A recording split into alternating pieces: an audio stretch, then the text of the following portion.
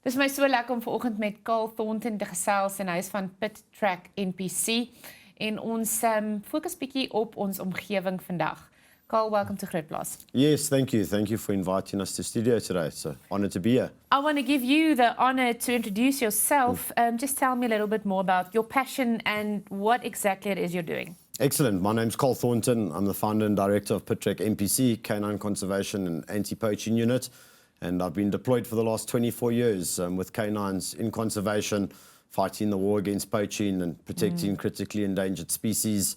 And yeah, that's what we're up to. So, holistically, where do we stand at the moment with the poaching problem in our country? What's the big picture? So this is a severe problem. You know, if we look at our endangered species, so we can start, you know, rhino is always a sensitive subject and on the top of the topics. And rhino alone, people always ask me, you know, are rhinos going to go extinct? Are we going to win this war against rhino poaching? And I said and I answer them, you know, we've already lost 2 of our 4 species, you know, to poaching that have been poached out to extinction. If you look in Africa alone, we had western black, northern white, southern white and southern black. So western black and northern white are already extinct. You know, so we've already lost 50% of our subspecies in Africa. And, you know, the rhino situation is dire. If we look at rhinos globally, we're only looking at Sumatran, Indonesian, Asian, and then at our southern and you know, southern and southern black and southern white species in South Africa. So we're looking over the last 100 years, we've lost 96%. The planet's gone from 500,000 rhinos to about 20,000 rhinos. You know, Sumatran, you're looking at 90 individuals. Javan, you're looking at 40 individuals. Asian, you're looking at 1,500 individuals. You know, so we're sitting with 14,000 rhinos in South Africa. That means that 96% of the planet's rhinos are in South Africa. So the poaching, people look at it now and they see that the annual statistics have been dropping, you know, and the reason the annual statistics are dropping in poaching numbers is because the populations have dropped so much. The problem is dire. The situation needs immediate intervention if we're going to have rhinos for our future. And this is now rhinos, but I know pangolins, they are also highly poached.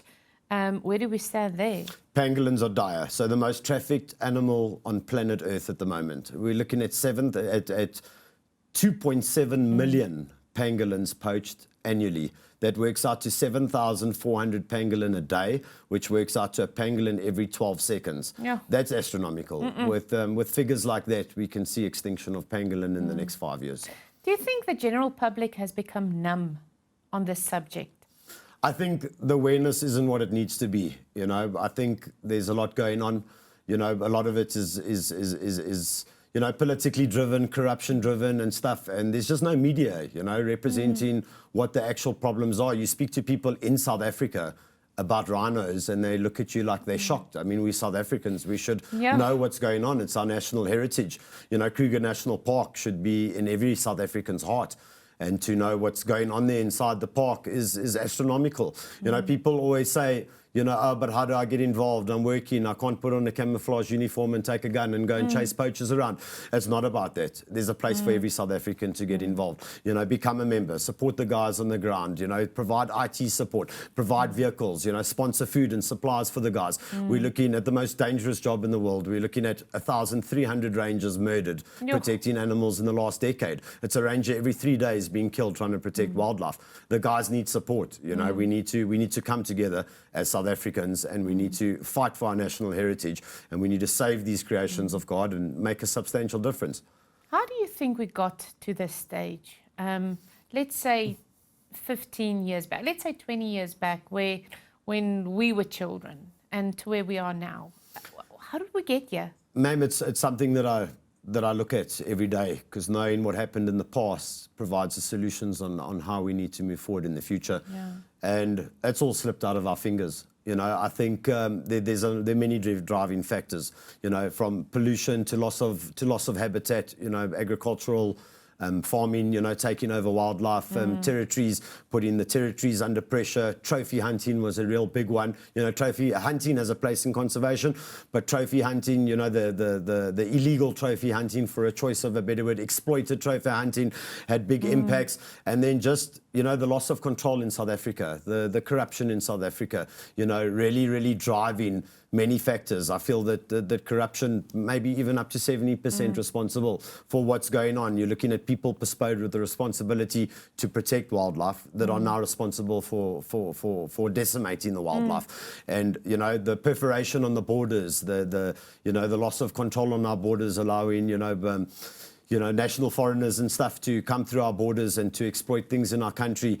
And it's all got out of hand, completely out of hand. You know, even in South Africa, we're looking at a hub. If we look at our tourism is the most valuable thing for South Africans.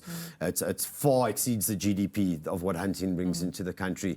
And it's time for transformation, you know, social economic transformation, getting these communities to have a value in protecting wildlife rather than a value in killing the wildlife, and sustainable programs to involve communities in protection of our wildlife areas and protection of our tourists. Absolutely. Our tourists are also coming here. They're also under threat. There's been countless cases of tourists being compromised this side. And tourism is what drives this country. It's one of our biggest supporters. And these tourists are coming to see wildlife. We have the most diverse, most beautiful country in the whole world. Yes. And we have the most beautiful wildlife, and we need to protect it. Do you agree that at the core of this, what should be done, actually at the core of the solution lies education? You know, you will stand up for a cause because you love it. Do you think there should be more education around our wildlife here in South Africa? Definitely. I think we need to look at the problem holistically. So you've got short, middle term and long term solutions. So short term is the war on the ground that is fought every day. That needs to continue. Every individual counts now. We need to save that. Middle term is something that I started also in 2022 that I'm pursuing now. And that's to deal with the trafficking, the counter-trafficking of illicit wildlife products, to focus on the borders, to focus on the ports and harbours, and to deal with a higher level of syndicate operations. And then long-term is most certainly education. Absolutely. You know, I talk all over the world for conservation, and, you know, people tell me you can't change practices in the East, you know, and I tell them Chinese women used to bond their feet. These practices had to be changed because it was unsustainable for a modern world. The practice of using products from endangered species for medicinal purposes, these practices need to stop. They're going to stop anyway. When an animal's extinct, there's no more product, you know, and it needs to accommodate a modern world. If you look at populations, if we look at the 1970s going from 3 billion people to now going to 8.5 billion people, you know, we've more than tripled our population, and this planet cannot support the current population, and it's absolutely vital that we make a difference and that we support conservation and we look after nature. People feel divided from nature. We're part of nature. We are. There are 7 sustainable factors that make this planet turn, and one of them is biodiversity. All of the factors have got a crucial point where they go beyond the tipping point. Through across the whole spectrum, the only one that is at that point is biodiversity. If we lose biodiversity, we're all doomed anyway. It's obvious when I look at you. You wear your passion on your sleeve. You literally, this is what you do. What is your approach? We've got this platform now. When you talk all over the world and you try and get a message over to people, this is a platform now. What is your approach? What should we do practically? What should we stop doing? What should we be stop doing? What should we be start doing? So it's exactly that. It's too easy to bring all the problems to light and to complain about all the problems. It is easy. But the solutions are exactly that. The solutions lie within the solutions to those problems. And what are the solutions? You know, firstly, the thought that somebody else is going to do it is a big thing. Everybody needs to commit, you know, in order to making their difference. You know, the fact that we don't inherit our planet from our children, you know, sorry, we don't inherit our planet from our parents, but yet we borrow it from our children. you know, where ma'am said, where with the education, these things are important, and about coming together to do your best, to stand up against corruption, you know, not to leave South Africa and to run away from the problems, but deal with the problems that we have here, to focus on our tourism, to focus on the education of our children, to focus on sustainability, on social economic transformation, you know, the underprivileged, getting communities to have value in the protection of our natural areas. These are all things that we can partake in and that we can make a better South Africa for all. Don't you almost feel, standing in your position where you are, don't you feel like just one single individual in front of a giant? How do you boost yourself or almost get yourself aggressive enough to do this fight every day? Ma'am, it's so important for people to have to stick their heads out and to put the truth on the table.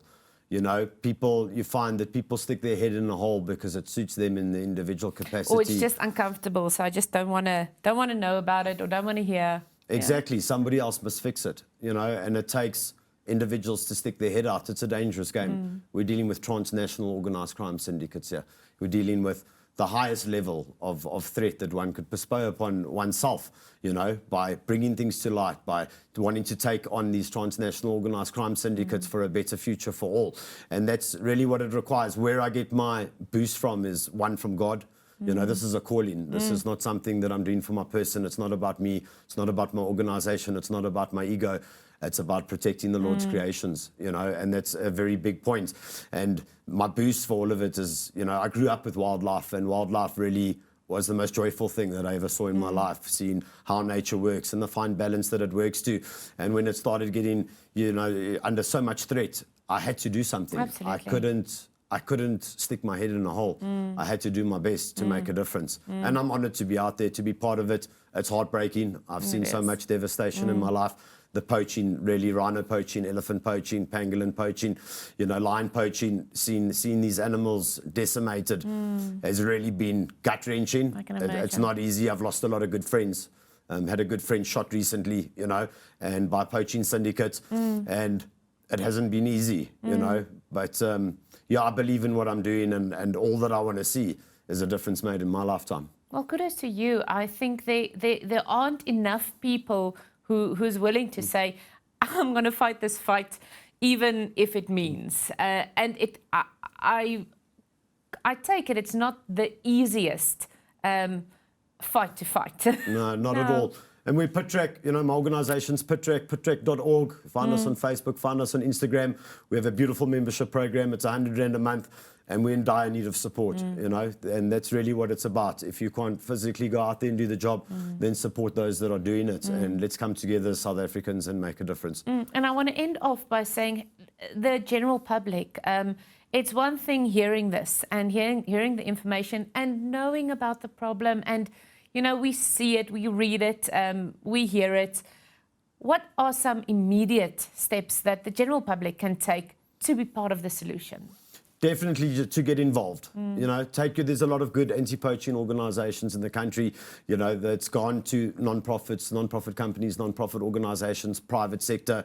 You know, yes, there's a lot of good authorities that are still involved, you know, and it's becoming a collaboration. So it's to collaborate with the bigger problem, you know, collaborate, get involved, make your difference, support, you know, the difference, and focus, you know, stand for your country, stand for your national heritage, you know, stand for our Lord and for God and for his creations, and just do everything in your power. Reach out, find out how you can make a difference, apply what you're doing in your everyday life and in your everyday business, apply how that can work in conservation and how that can benefit conservation, and just, you know, just stick your head out there to make your difference. I'm so grateful that there's organizations like you guys. It really gives us something to think about. Thank you for what you're doing. Thank you for your service, and I hope you've got a great day. Thank you so much. Thank you for including us in studio. Dankie dat julle ingeskakel het. Mag jy 'n goeie dag hê. Ek hoop jy het 'n lekker naweek wat voor lê. Ek en jy sien mekaar maandagooggend weer. Bly net daar, die groot ontbytspan is volgende. Totsiens.